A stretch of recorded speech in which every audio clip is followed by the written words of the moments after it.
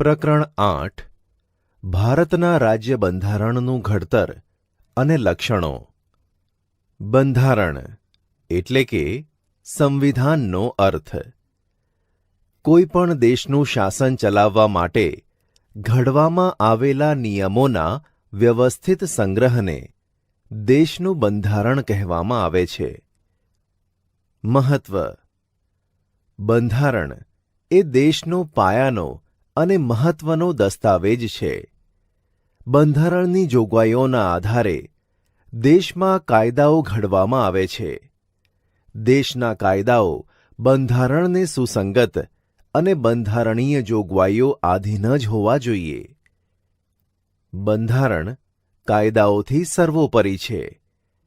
બંધારણમાં સમયાંતરે બદલાતી જતી લોકોની જરૂરિયાતો, અપેક્ષાઓ, આકાંક્ષાઓ, ઈચ્છાઓ અને લોકોની ઉચ્ચ ભાવનાઓનો પડઘો હોય છે. તેથી જ બંધારણને જીવંત અને મૂળભૂત દસ્તાવેજ કહેવાય છે. બંધારણની ઘડતર પ્રક્રિયા.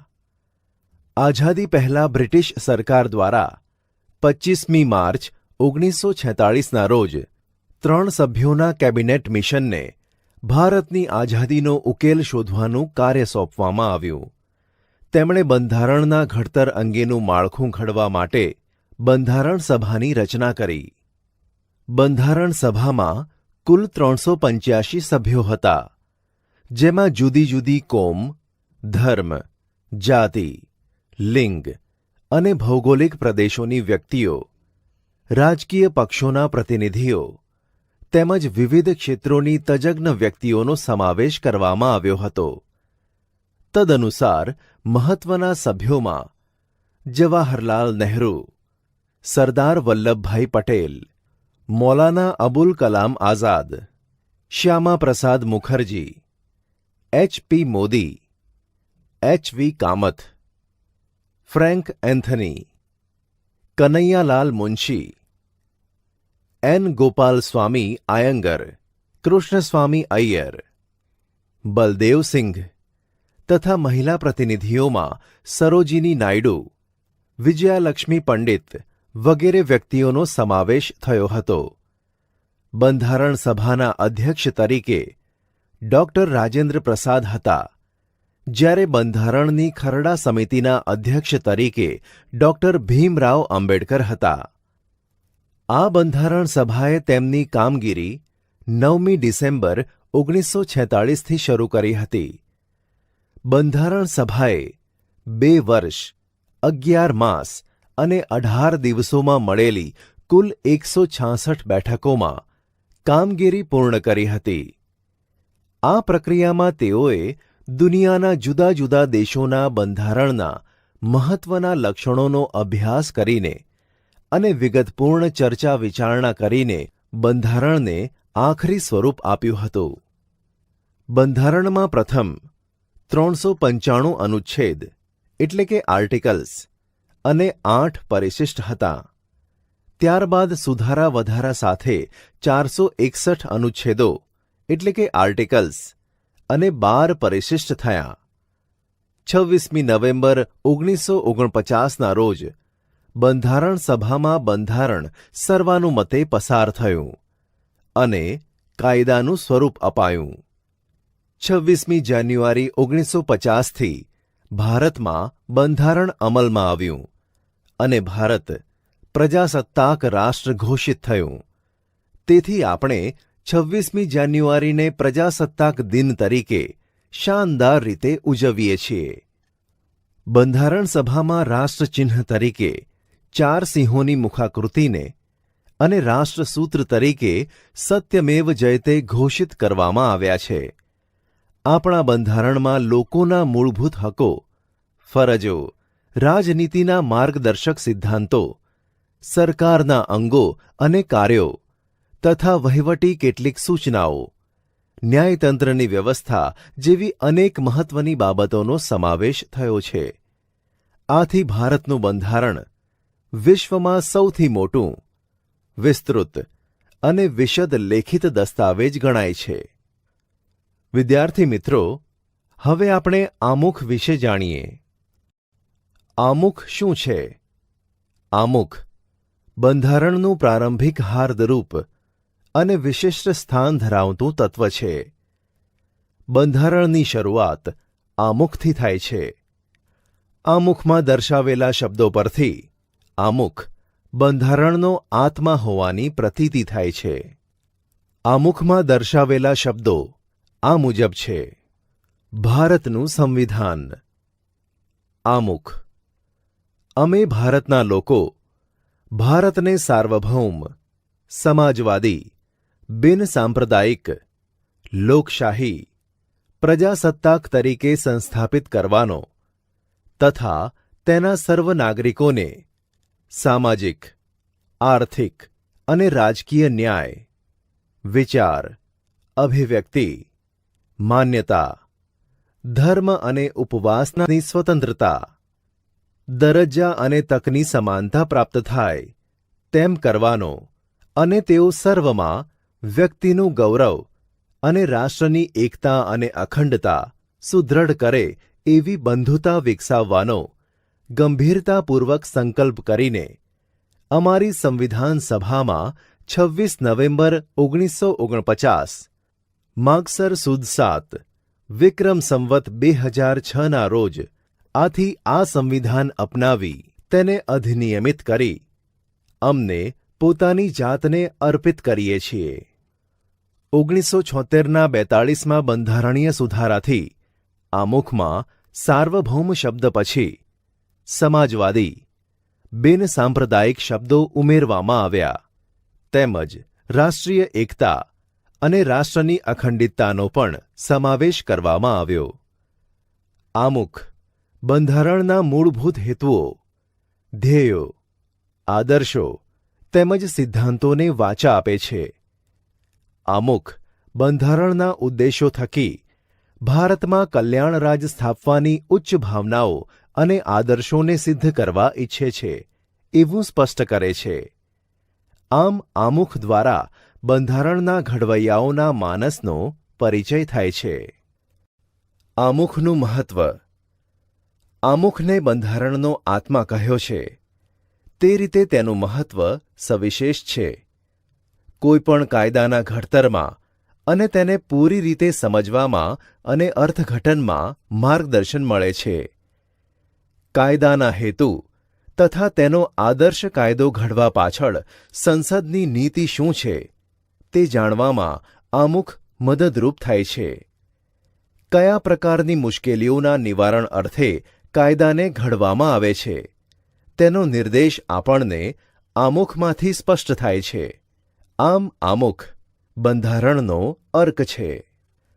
કાયદાની કોઈ કલમમાં કે વિગતોમાં કોઈ અસ્પષ્ટતા કે વિસંવાદિતા ઊભી થાય, કાયદાનો હેતુ સ્પષ્ટ થતો ન હોય ત્યારે આમુખ કાયદાની કલમને સમજવામાં, તેનું અર્થઘટન કરવામાં મદદરૂપ બને છે. આમ આમુખ બંધારણની જોગવાઈઓને સમજવામાં હોકાયંત્રની ગરજ સારે છે. આમ આમુખ રાષ્ટ્રની એકતા, અખંડિતતા અને નાગરિકો વચ્ચેની બંધુત્વની ઉમદા ભાવનાઓનો અને આદર્શોનો પડઘો છે. આમુખને ઉચ્ચ આદર્શો તથા ધ્યેયોનું પીઠબળ છે. આમુખના આધાર સ્તંભો. ભારતીય બંધારણના આમુખમાં વ્યક્ત થયેલા આધારરૂપ શબ્દો જેવા કે અમે ભારતના લોકો, સાર્વભૌમ, સમાજવાદી, બિનસાંપ્રદાયિક, લોકશાહી, પ્રજાસત્તાક, બંધુતા, ન્યાય, સમાનતા, સ્વાતંત્ર્ય, રાષ્ટ્રીય એકતા અને અખંડિતતા વગેરે છે. જે પૈકી મુખ્યત્વે અહીં દર્શાવેલા 3 આધાર સ્તંભો વિશે આપણે વિગતે અભ્યાસ કરીશું. 1. લોકશાહી. ભારતના બંધારણમાં ભારતના લોકોને આખરી સાર્વભૌમ સત્તા આપવામાં આવી છે. કોઈ એક વ્યક્તિ કે વર્ગનું શાસન અહીં નથી, પરંતુ સત્તાની અંતિમ બાગડોર લોકો હસ્તક છે.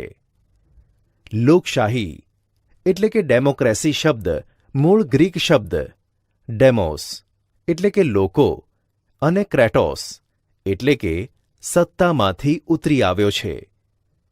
રાજ્ય સત્તા અમુક વ્યક્તિઓના હાથમાં નિરંકુશ રીતે સ્થાપિત થયેલી નથી, પરંતુ લોકોના હાથમાં છે. લોકશાહી એવી રાજ્ય વ્યવસ્થા છે કે જેમાં દેશમાં લોકો સામાજિક, આર્થિક અને રાજકીય ન્યાય મેળવી શકતા હોય અને રાજ્ય સત્તામાં ભાગ લેવાનો અધિકાર ધરાવતા હોય.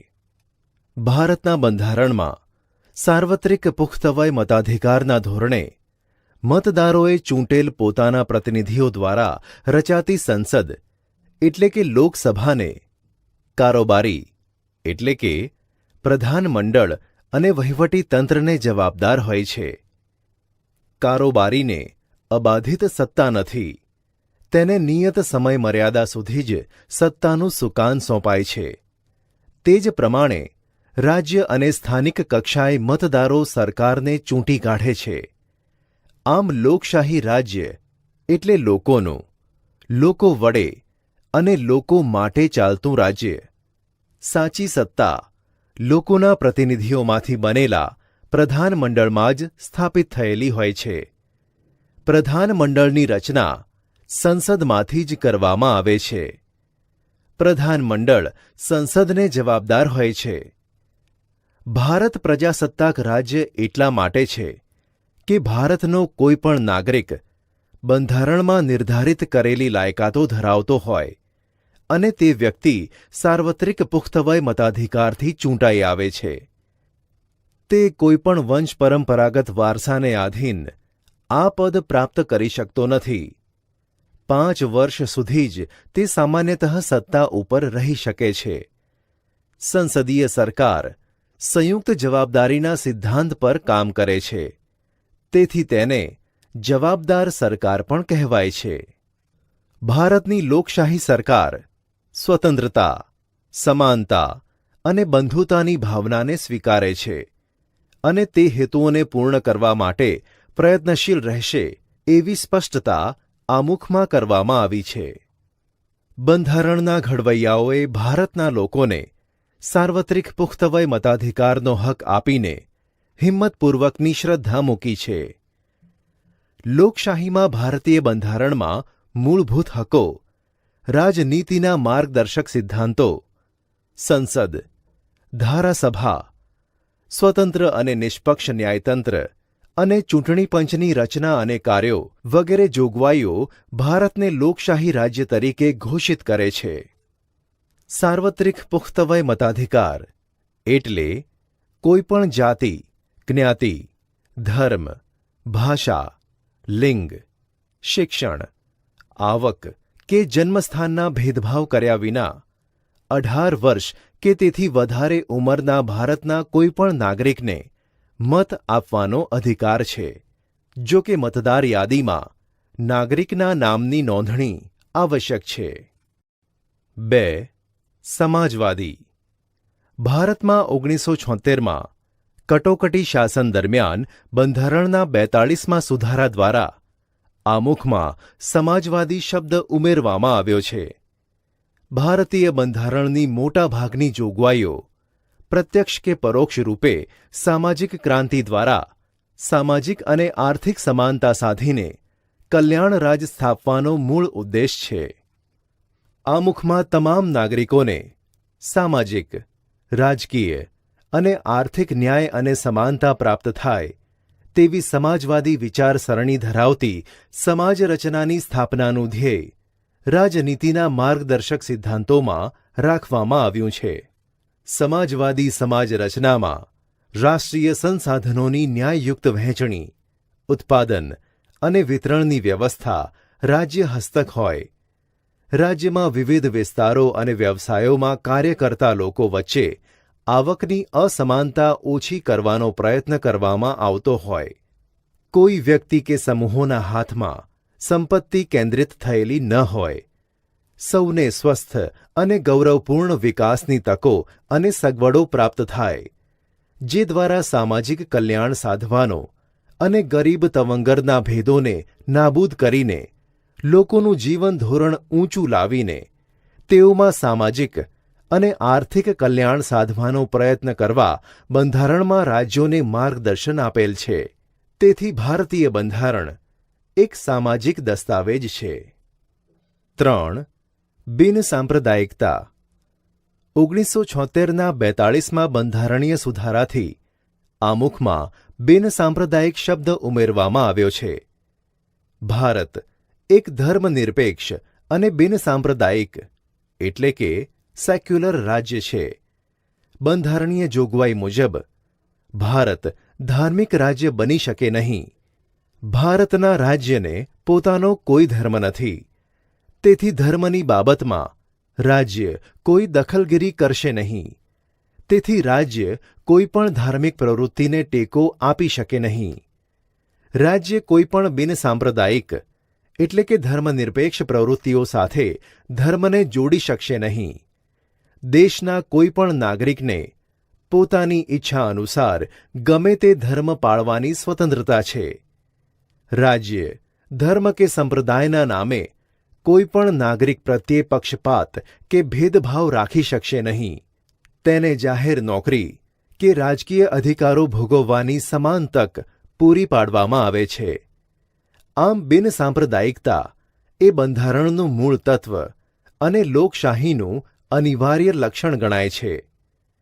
સર્વધર્મ સમદ્રષ્ટિ તથા સર્વધર્મ સંભાવના સિદ્ધાંતને વરેલ ભારતીય બંધારણમાં કોઈ ધર્મને રાજ્યમાં ઉત્તેજન આપવામાં નહીં આવે. વ્યક્તિને પોતાની ધાર્મિક માન્યતા, આસ્થા, શ્રદ્ધા રાખવા સાથે તેના પ્રચાર પ્રસાર કરવાના નાગરિકના અધિકારને રાજ્યનો કોઈ પ્રતિબંધ કે અવરોધ નથી. બંધારણના મૂળભૂત લક્ષણો. 26મી જાન્યુઆરી 1950થી અમલમાં આવેલ વિશ્વના સૌથી મોટા, વિસ્તૃત અને વિગતપૂર્ણ ભારતના લેખિત બંધારણના કેટલાક વિશિષ્ટ અને મૂળભૂત લક્ષણો આ મુજબ છે. 1. લેખિત દસ્તાવેજ. બ્રિટન અને ઇઝરાયેલના અપવાદ સિવાય ભારત સહિત દુનિયાના બધા જ લોકશાહી દેશોના બંધારણ લિખિત સ્વરૂપે છે. ભારતની સામાજિક, ભૌગોલિક બહુવિધ પરિસ્થિતિ અને પૂર્વ ઇતિહાસને ધ્યાનમાં લઈને બંધારણ સભાએ બંધારણ લિખિત સ્વરૂપે રાખવાનું મુનાસિબ માન્યું હતું. 2. બંધારણનું કદ. ભારતનું બંધારણ 22 ભાગોમાં વહેંચાયેલું 395 અનુચ્છેદો એટલે કે આર્ટિકલ્સ અને 8 પરિશિષ્ટો, હાલમાં 12 પરિશિષ્ટો સાથેનું છે. આ બંધારણમાં કેન્દ્ર અને રાજ્યોની શાસન વ્યવસ્થા અને તેમના આંતરસંબંધો, લોકોના મૂળભૂત હકો, ફરજો, રાજ્યનીતિના માર્ગદર્શક સિદ્ધાંતો, ન્યાયતંત્ર, ચૂંટણી પંચ, સ્થાનિક સ્વરાજ્યની સંસ્થાઓ, લઘુમતીઓ, પછાત અને વંચિત સમૂહો માટે ખાસ જોગવાઈઓ કરવામાં આવી છે અને તેથી આપણું બંધારણ દુનિયાના અન્ય બંધારણો કરતાં લાંબુ, વિસ્તૃત અને વિશદપૂર્ણ બન્યું છે. 3. એક જ નાગરિકત્વ. અમેરિકા જેવા દેશમાં દરેક વ્યક્તિ બેવડું નાગરિકત્વ ધરાવે છે. એટલે કે એક યુનાઇટેડ સ્ટેટ્સ ઓફ અમેરિકાનું અને બીજું તે પોતે જે રાજ્યમાં વસવાટ કરતી હોય તે રાજ્યનું નાગરિકત્વ ધરાવે છે. જ્યારે ભારતના ગમે તે રાજ્યમાં આપણે રહેતા હોઈએ, પરંતુ આપણે એક જ નાગરિકત્વ એટલે કે ભારતીય જ નાગરિકત્વ ધરાવીએ છીએ. આપણે ત્યાં રાજ્યની અલગ નાગરિકતા જેવું કાંઈ નથી. ભારતમાં માત્ર જમ્મુ અને કાશ્મીરના નાગરિકો જ બેવડું નાગરિકત્વ ધરાવે છે. એક ભારતનું અને બીજું જમ્મુ કાશ્મીર રાજ્યનું. 4. મજબૂત કેન્દ્રવાળું સમવાયતંત્ર. ભારતના બંધારણમાં ક્યાંય સમવાય એટલે કે ફેડરલ શબ્દનો ઉપયોગ થતો નથી. બંધારણ ભારતને રાજ્યોનો સંઘ એટલે કે યુનિયન ઓફ સ્ટેટ્સ તરીકે જ વર્ણવે છે. આમ ભારત સંઘીય રાજ્ય છે. સંઘ શબ્દ દ્વારા ભારતમાં સંઘ એટલે કે કેન્દ્ર અને એકમ રાજ્યો વચ્ચે ક્યારેય પણ બદલી શકાય નહીં તેવા કાયમી સંબંધોની લેખિત સ્વરૂપે બંધારણમાં સ્પષ્ટતા કરવામાં આવી છે. એકમ રાજ્યોને કેન્દ્રથી છૂટા પાડવાનો અધિકાર નથી. સંઘ સરકારને કેટલીક વિશેષ અને ચડિયાતી સત્તાઓ આપવામાં આવી છે. કેન્દ્ર સરકાર અને પ્રાદેશિક રાજ્ય સરકારો વચ્ચે સત્તાની સ્પષ્ટ વહેંચણી કરવામાં આવી છે, જેથી રાજ્ય સરકાર પોતાના જ પ્રદેશ ઉપર પોતાના કાર્યક્ષેત્રોના અનુસંધાને પોતાના કાયદાઓ ઘડી શકે છે. કેન્દ્ર અને રાજ્યો વચ્ચે સત્તાના વિભાજન થકી બંધારણમાં બક્ષવામાં આવેલ સત્તાઓ ભોગવે છે. સમવાયી તંત્રમાં તટસ્થ, નિષ્પક્ષ અને સ્વતંત્ર ન્યાયતંત્ર છે, જે કેન્દ્ર અને રાજ્યો વચ્ચે સત્તાના અને કાર્યોના વિભાજનના સંદર્ભે કોઈ મડાગાંઠ ઊભી થાય તો તે બંધારણનું અર્થઘટન કરી તેનું નિરાકરણ લાવવાની કામગીરી કરે છે. ભારતમાં કેન્દ્ર અને રાજ્યો વચ્ચે સત્તાનું સ્પષ્ટ અને વિશદ વિભાજન કરવામાં આવ્યું છે, જે માટે 3 યાદીઓ બંધારણમાં મૂકવામાં આવી છે. 1. કેન્દ્ર એટલે કે સંઘ યાદી. સંઘ યાદીમાં કુલ 97 જેટલા વિષયોનો સમાવેશ કરવામાં આવ્યો છે, જેમાં કાયદો ઘડવાની સંપૂર્ણ સત્તા સંસદ ધરાવે છે. સંરક્ષણ, વિદેશી બાબતો, અણુશક્તિ, નાણું, વીમો, બેન્કિંગ, તાર ટપાલ, રેલવે જેવા રાષ્ટ્રીય મહત્વ ધરાવતા ક્ષેત્રોમાં કેન્દ્ર સર્વોપરી સત્તા ધરાવે છે. 2. રાજ્યોની યાદી, જેમાં 66 વિષયોનો સમાવેશ કરવામાં આવ્યો છે, જેમના પર કાયદો ઘડવાની સંપૂર્ણ સત્તા રાજ્યોની ધારાસભાઓ એટલે કે વિધાનસભા ગૃહો ધરાવે છે. કાયદો અને વ્યવસ્થા, શિક્ષણ, સ્થાનિક સ્વરાજ્યની સંસ્થાઓ, કૃષિ સિંચાઈ, આરોગ્ય, ભૂમિ, રાજ્યોનો આંતરિક વેપાર વાણિજ્ય વિષયક સેવાઓનો સમાવેશ થાય છે. જો કેન્દ્રને લાગે કે રાજ્યમાં કાયદો અને વ્યવસ્થા પડી ભાંગ્યા છે, તો રાજ્યની સંમતિ સાથે કે રાજ્યની મરજી વિરુદ્ધ જઈને કેન્દ્ર તે રાજ્યમાં કેન્દ્રીય અનામત પોલીસ દળોને મોકલી શકે છે. 3. સંયુક્ત યાદી. સંયુક્ત યાદીમાં 47 જેટલા વિષયોનો સમાવેશ કરવામાં આવ્યો છે, જેમના પર કાયદો ઘડવાની સત્તા કેન્દ્ર અને રાજ્યો બંને ધરાવે છે. પરંતુ જ્યારે રાજ્યોના કાયદામાં વિવાદ કે સંઘર્ષ ઊભો થાય ત્યારે ત્યાં કેન્દ્રનો કાયદો ચડિયાતો અને સર્વોપરી ગણાય છે. આમ સમવાયતંત્રમાં કેન્દ્રને સંયુક્ત યાદીમાં પણ વિશેષ સત્તાઓ આપી છે. આ યાદીમાં દીવાની અને ફોજદારી બાબતો, લગ્ન, છૂટાછેડા અને ભરણપોષણ, શિક્ષણ, આર્થિક આયોજન, વ્યાપારી સંઘો વગેરેનો સમાવેશ થાય છે. શેષ સત્તાઓ. જે વિષયોમાં કેન્દ્ર અને રાજ્યો વચ્ચે સત્તાની સ્પષ્ટ વહેંચણી થઈ શકી ન હોય તે વિષયોનો સમાવેશ શેષ સત્તાઓમાં કરવામાં આવ્યો છે. આ વધારાના વિષયો કે શેષ સત્તાઓમાં કાયદો ઘડવાની કે તેમાં ફેરફાર કરવાની સંપૂર્ણ સત્તા કેન્દ્ર સરકારને એટલે કે સંસદને છે. ભારતમાં કેન્દ્ર અને રાજ્યો વચ્ચે નાણાકીય સાધનોની પણ વહેંચણી કરવામાં આવી છે. આવકારી જકાત, આયાત નિકાસ જકાત, આવકવેરા વગેરે વધુ આવકો આપતા કરવેરા કેન્દ્રને ફાળવવામાં આવ્યા છે, જ્યારે વેચાણ વેરો, મનોરંજન વેરો, મહેસૂલ, શિક્ષણ વેરો જેવી ઓછી આવકો ધરાવતા સાધનો રાજ્યોને ફાળવવામાં આવ્યા છે. તેથી રાજ્યોએ કેન્દ્ર પાસે ગ્રાન્ટ સ્વરૂપે આર્થિક સહાયનો આધાર રાખવો પડે છે. 5. કટોકટી વેળા એકતંત્રી વ્યવસ્થા. ભારતના બંધારણમાં 3 પ્રકારની કટોકટીની જોગવાઈઓ કરવામાં આવી છે. 1. યુદ્ધ, બાહ્ય આક્રમણ કે સશસ્ત્ર બળવો જેવા સંજોગોમાં રાષ્ટ્રીય સલામતી જોખમાય એવી પરિસ્થિતિમાં દેશમાં સલામતી વિષયક કટોકટી જાહેર કરી શકાય છે. 2. રાજ્યમાં કાયદો અને વ્યવસ્થાની પરિસ્થિતિ પડી ભાંગી હોય અથવા બંધારણીય જોગવાઈઓ અનુસાર રાજ્યની સરકાર ચાલી શકે એમ ન હોય ત્યારે કેન્દ્ર સરકાર બંધારણીય કટોકટી જાહેર કરી શકે છે અને રાષ્ટ્રપતિ શાસન રાજ્યમાં લાગુ પડે છે. 3. સતત ભાવ વધારાને કારણે નાણાંના મૂલ્યમાં ઝડપી ધોવાણ થતું હોય ત્યારે નાણાકીય કટોકટી જાહેર કરી શકાય. આમ કટોકટીની આ ત્રણેય જોગવાઈઓ હેઠળ આપણું સમવાયતંત્ર એકંદરે એકતંત્રી વ્યવસ્થામાં ફેરવાઈ જાય છે. તેટલા સમયગાળા પૂરતું સમવાયતંત્ર સ્થગિત થઈ જાય છે. 6. દ્વિગૃહી પ્રથા લોકો દ્વારા ચૂંટાયેલા પ્રતિનિધિઓમાંથી બનેલી લોકસભા છે. લોકશાહીમાં લોકસભામાં જ સાચી સત્તા સ્થાપિત થયેલી છે. સંસદના 2 ગૃહો છે. ઉપલું ગૃહ રાજ્યસભા અને નીચલું ગૃહ લોકસભા છે.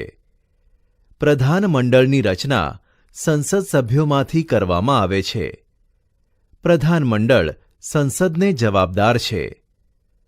પ્રધાનમંડળ લોકસભાનો વિશ્વાસ ધરાવે ત્યાં સુધી જ સત્તા ઉપર રહી શકે છે. સંસદીય સરકાર એ સંયુક્ત જવાબદારીના સિદ્ધાંત ઉપર કામ કરે છે. પ્રધાનમંડળમાં અત્યંત મહત્વના નિર્ણયો લેવાતા હોય છે.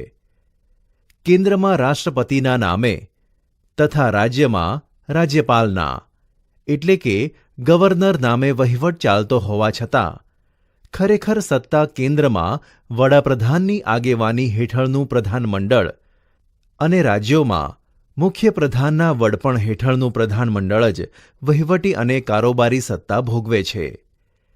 રાજ્યનું પ્રધાનમંડળ રાજ્યની વિધાનસભાને જવાબદાર હોય છે. લોકસભા એ કાયમી ગૃહ નથી. તેની મુદત 5 વર્ષની હોય છે. રાજ્યસભામાં સભ્યો રાજ્યોની વિધાનસભામાં ચૂંટાઈને આવેલા ધારાસભ્યો ચૂંટે છે. તેઓ જે તે રાજ્યનું પ્રતિનિધિત્વ કરે છે. રાજ્યસભામાં વિવિધ ક્ષેત્રના નિષ્ણાત અનુભવી એવી 12 વ્યક્તિઓની સભ્ય તરીકેની પસંદગી રાષ્ટ્રપતિ કરે છે. રાજ્યસભા એ કાયમી ગૃહ છે. તેના 1/3 સભ્યો દર 2 વર્ષે નિવૃત્ત થાય છે. તેટલા જ સભ્યો ફરીથી ચૂંટાવાને પાત્ર છે. આમ રાજ્યસભાનો સભ્ય 6 વર્ષ સુધી સભ્યપદ ધરાવે છે. રાજ્યસભાની સત્તા પ્રમાણમાં ઓછી છે, જ્યારે લોકસભાની સત્તાઓ વિશેષ, ચડિયાતી અને નિર્ણાયક છે. રાજ્યસભાનું સંપૂર્ણપણે વિસર્જન થતું નથી. 7. સ્વતંત્ર, નિષ્પક્ષ અને એકીકૃત ન્યાયતંત્ર બંધારણીય જોગવાઈ અનુસાર ભારતમાં સળંગ, સ્વતંત્ર, નિષ્પક્ષ અને એકસૂત્રી ન્યાયતંત્રની સ્થાપના કરવામાં આવી છે, જેની ટોચે સર્વોચ્ચ અદાલત, પછી મધ્યમાં એટલે કે રાજ્ય કક્ષાએ વડી અદાલતો અને નીચે જિલ્લા કક્ષાની અને તાબાની અદાલતો ઉપરાંત વિશેષ અદાલતો હોય છે. સર્વોચ્ચ અદાલતના ચુકાદા ભારતમાં આવેલ તમામ અદાલતો માટે બંધનકર્તા છે. સંઘ સરકાર અને રાજ્ય સરકાર વચ્ચે બંધારણીય બાબતો કે કાયદાના અર્થઘટનો અંગે વિવાદ થાય તો તેના ઉકેલની અંતિમ સત્તા સર્વોચ્ચ અદાલતની છે. ન્યાયતંત્ર કારોબારીથી સ્વતંત્ર છે. બંધારણના રક્ષક અને વાલી તરીકે ન્યાયતંત્ર નાગરિકોના અધિકારોનું રક્ષણ કરે છે. 8. બંધારણમાં સુધારો. ભારતીય બંધારણ અન્ય દેશોના બંધારણ કરતાં પરિવર્તનશીલ છે. સમય અને સંજોગોને આધીન બંધારણમાં ફેરફાર કરવાની જરૂર પડતી હોય છે. બંધારણમાં ફેરફારની કલમોને 3 ભાગમાં વહેંચવામાં આવી છે. 1. અમુક જોગવાઈઓમાં સંસદના હાજર અને મત આપતા સભ્યોની સાદી બહુમતીથી સુધારો કરી શકાય છે. 2. અમુક જોગવાઈઓમાં સંસદના બંને ગૃહોની કુલ સભ્ય સંખ્યાની બહુમતી અને હાજર તેમજ મત આપતા સભ્યોની 2/3 સ્પષ્ટ બહુમતીથી ફેરફાર થઈ શકે છે.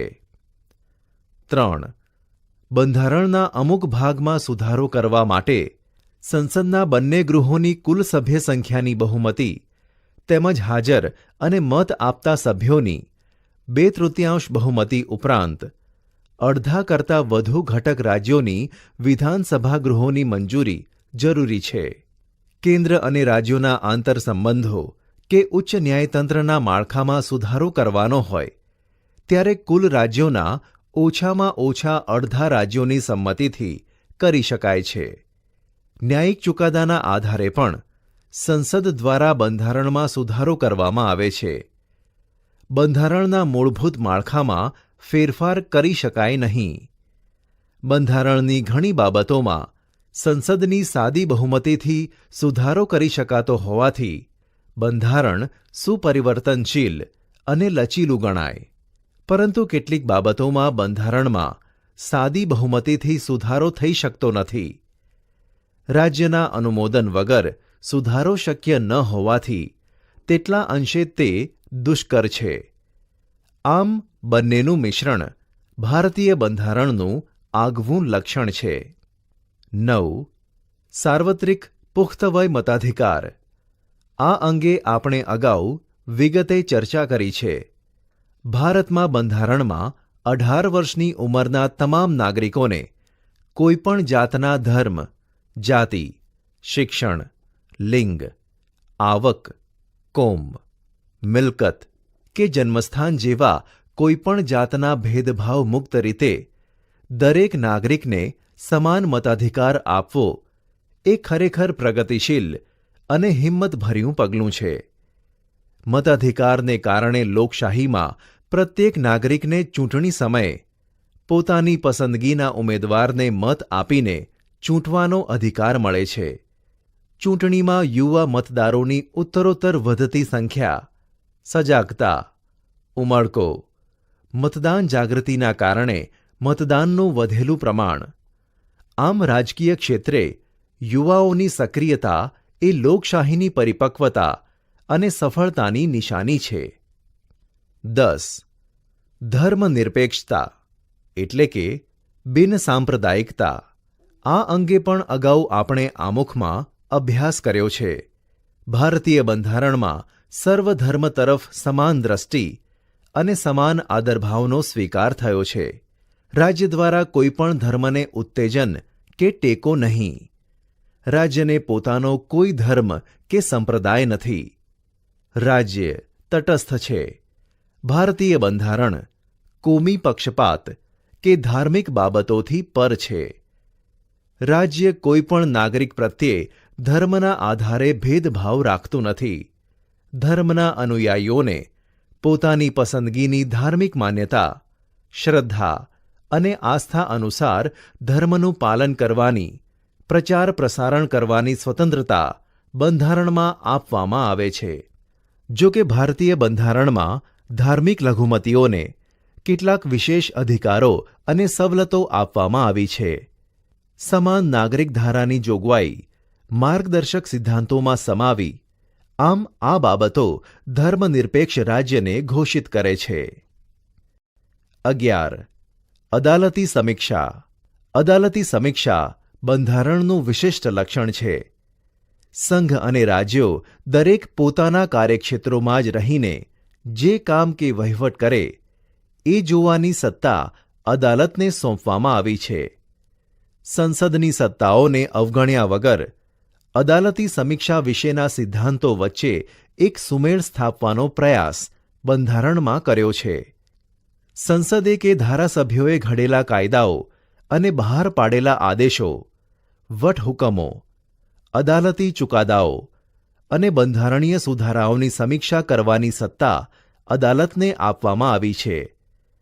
અદાલતને જો એમ ખાતરી થાય કે ઘડવામાં આવેલ કાયદાઓ, સુધારાઓ કે બહાર પાડેલા હુકમો બંધારણની મૂળ જોગવાઈઓ સાથે સુસંગત નથી તો તેને અદાલત ગેરબંધારણીય ઠેરવીને રદબાતલ જાહેર કરી શકે છે.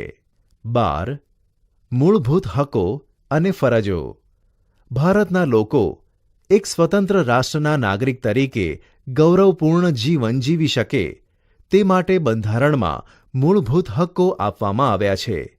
સર્વાંગી વિકાસની સાથે રાષ્ટ્રના વિકાસ માટે જરૂરી સ્વતંત્રતાની ખાતરી સાથે હકો અને ફરજો એ લોકશાહી સમાજની મહામૂલી મૂડી છે. બંધારણીય ઇલાજોનો હક તથા 6 થી 14 વર્ષ સુધીના બાળકોને ફરજિયાત શિક્ષણનો હક પણ બંધારણમાં સમાવ્યો છે. 13. રાજ્યનીતિના માર્ગદર્શક સિદ્ધાંતો. લોકોના રક્ષણ, સલામતીની સાથે કલ્યાણ સાધવાનો પ્રયાસ રાજ્યે કરવાનો છે. રાજ્યોને નીતિ ઘડતરમાં અને રાજ્ય શાસનમાં રાજ્યનીતિના માર્ગદર્શક સિદ્ધાંતો માર્ગદર્શન આપે છે. તેથી પણ તે સિદ્ધાંતો માર્ગદર્શક સિદ્ધાંતો કહેવાય છે. 14. પછાત વર્ગો અને આદિજાતિઓ માટેની જોગવાઈઓ. સમાજના પછાત વર્ગો કે પછાત જાતિઓ કે વંચિત સમુદાયોના ઉત્કર્ષ અને તેઓને સામાન્ય પ્રવાહમાં ભેળવવા માટે, સક્ષમ બનાવવા માટે ભારતના બંધારણમાં વિશેષ જોગવાઈઓ કરવામાં આવી છે. ધારાગૃહોમાં, સ્થાનિક સ્વરાજ્યની ચૂંટણીઓમાં રાજકીય પ્રતિનિધિત્વ પૂરું પાડે તે માટે અનામત બેઠકો ફાળવવામાં આવી છે. સરકારી નોકરીમાં અને શિક્ષણ સંસ્થાઓમાં પ્રવેશ માટે અનામત ક્વોટાની બેઠકો તેઓની વસ્તીના પ્રમાણમાં ફાળવીને સમાન તક આપી છે. પછાત જાતિના બાળકોને શિક્ષણ માટે શિષ્યવૃત્તિઓ, સવલતો, ફી માફીની સગવડોનો લાભ, હકારાત્મક ભેદભાવનો કે રક્ષણાત્મક ભેદભાવની નીતિનો ખાસ પ્રબંધ બંધારણમાં કરવામાં આવ્યો છે.